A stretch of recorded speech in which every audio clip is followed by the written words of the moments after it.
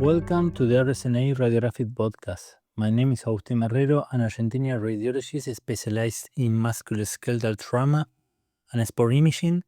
I am co-founder of MSK La Plata Imaging, head of the Diagnostic Imaging Department at Club Estudiantes de La Plata, and head of the Musculoskeletal Radiology Department at CITEC. I am truly honored to have been invited to discuss our work entitled MRI and ultrasound in hamstring sport injury assessment, anatomy, imaging findings, and mechanisms of injury. Our authors include Augusto Napoli, Leandro Massa, Ricardo Trueba, Nicolás Cédola, Tomás Pascual, Cecilia Vélez, Micaela Rabino, Ricardo Coveñas, Pablo Eiber, and José Tapia. This article reviews the clinical characteristics, mechanisms, and location of hamstring injuries based on MRI and ultrasound findings, highlighting key factors that help guide treatment strategies and prevent recurrent injuries. As we know, muscle injuries are the most frequent type of sport trauma, and among them, the hamstrings are the most commonly affected muscle group, particularly the biceps femoris. The hamstring muscles originate from the ischial tuberosity and insert distally. The biceps femoris insert into the head of the fibula, while the semitendinosus and the semimembranosus insert on the medial aspect of the tibia.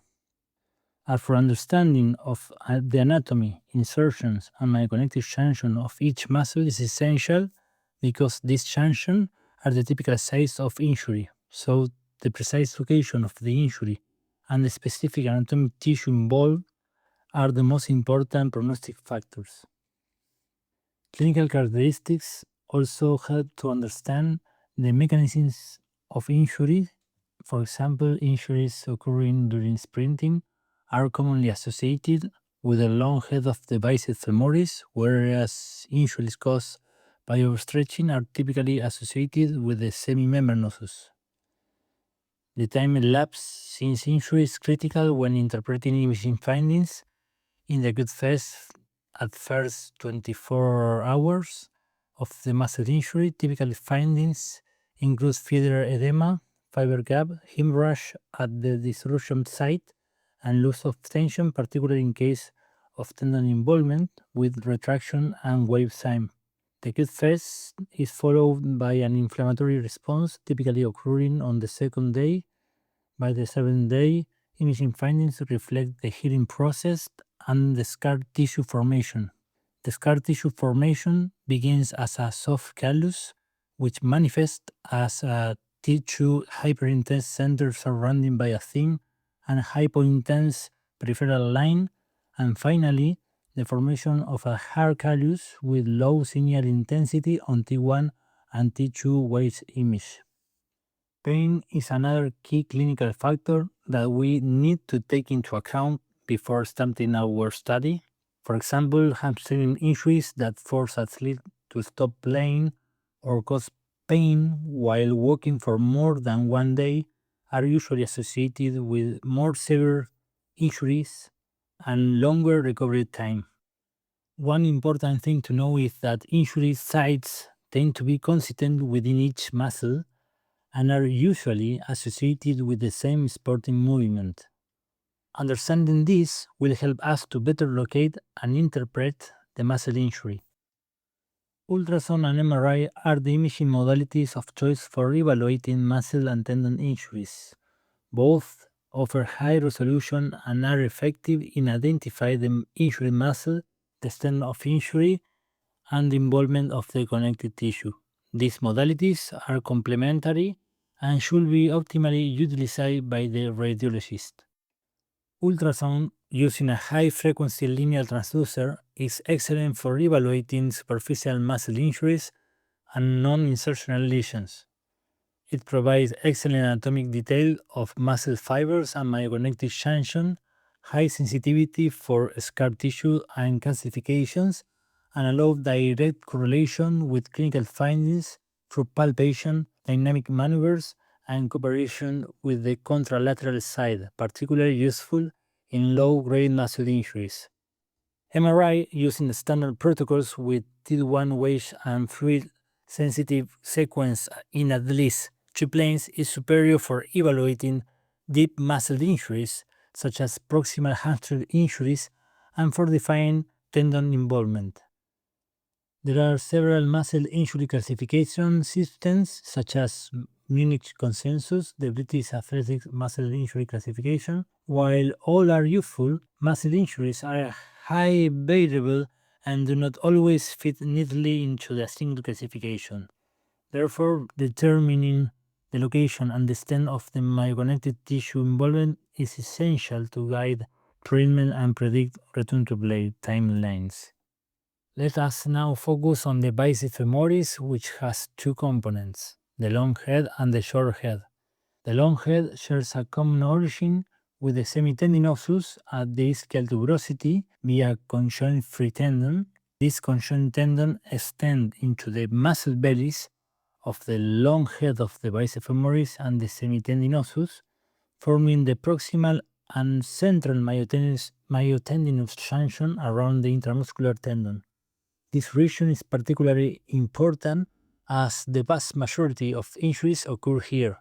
In the middle distal portion of the thigh, opposing epimysial condensation from the long and the short head forms the distal myotendinous junction, which appears as a T-shaped structure. Distally, the tendon inserts on the lateral aspect of the fibular head. The long head of the biceps femoris is the most commonly affected hamstring muscle, and injuries may occur along its entire length.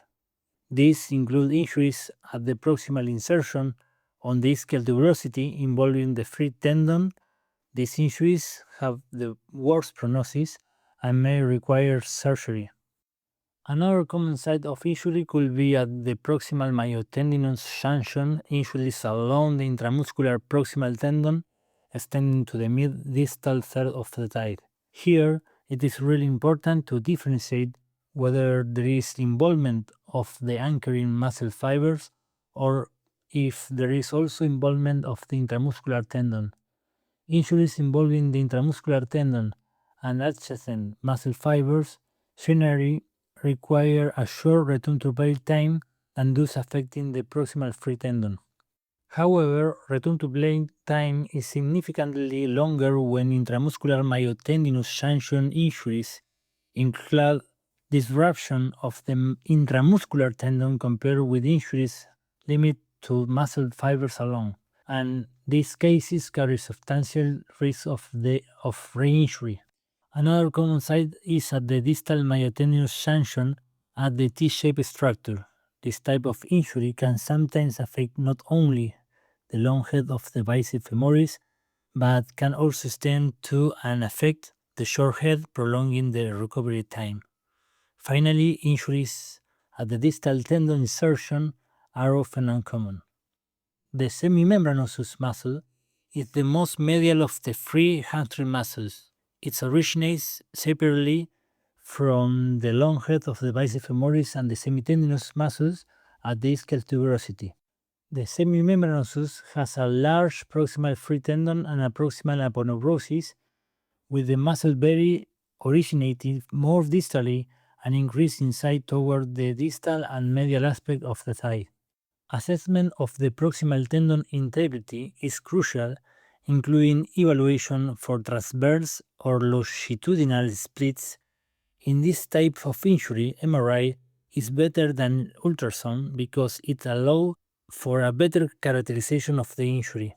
The proximal tendon extends into the middle third of the muscle belly as an intramuscular tendon. Muscle fibers arise around this tendon, and injuries most commonly occur along this central myotendinous junction, and generally, the typical mechanisms of injury is during a stretch with hip flexion and knee extension. It is essential to differentiate injuries that involve only the anchoring muscle fibers from those that also affect the intramuscular tendon.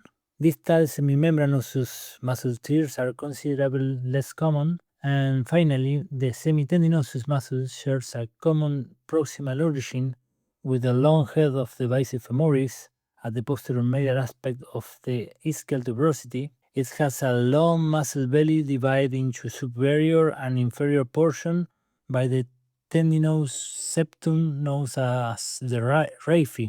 The presence of the raphe may influence injury patterns and provide a protective effect, which may explain the relatively low incidence of the isolated semitendinous injuries. When isolated semitendinous injuries do occur, they most commonly involve the distal tendon due to its considerable length. MRI accurately demonstrates distal tendon avulsions and the degree of tendon retraction, whereas ultrasound offers high resolution and allows dynamic assessment of the tendon integrity. As one of the authors of this work, I would like to invite you to read the full article to gain a deeper understanding of these critical imaging findings and to better guide your treatment strategies and to place decisions.